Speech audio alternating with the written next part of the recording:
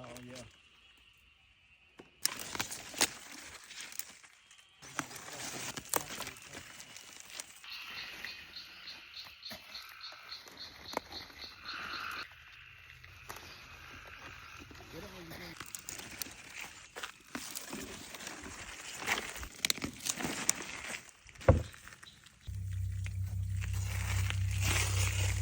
Okay.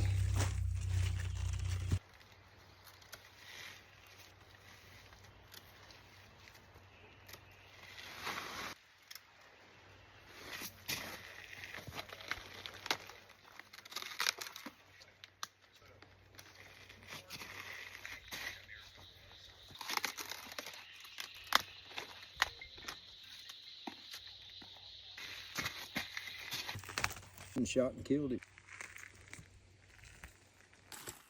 We got a good little job. You know where he had.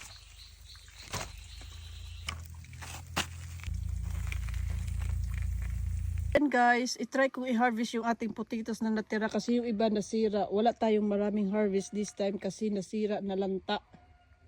Nadaganan kasi ng kapwa niya potato. Kaya i-harvest na natin yung naninilaw na puno. Ayan.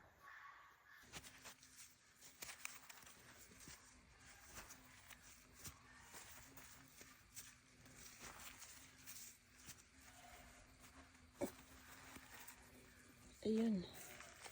Kadaming ganito. Ang tataba pati.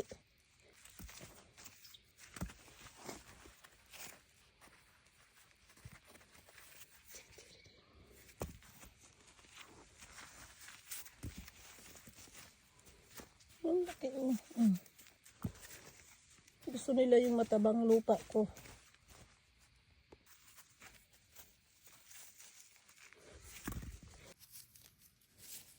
Taba. Sobrang taba ng aking potatoes guys. Nagtumbahan sila kaya ganito nangyari. Nabulok. Kaya wala tayo gaanong harvest kasi ganyan nangyari yung bulok. Kasi hindi sila makahinga sa sobrang taba. Tingnan yan. Kunti lang yung harvest nating potato. Ayun. Hindi maganda yung ating potato this year.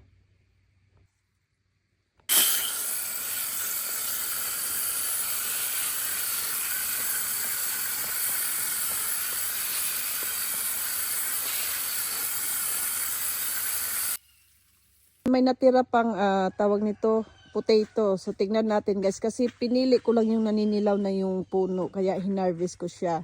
So ayan, marami pa tayong ma-harvest soon. So abangan natin yan guys. Sana marami pa kasi marami sana akong ma-harvest kung hindi nasira. Nasira nga lang kasi sa sobrang taba yung hangin. Ayan guys, mag-harvest na tayo sa ating yellow na beans. Ayan, ang dami doon.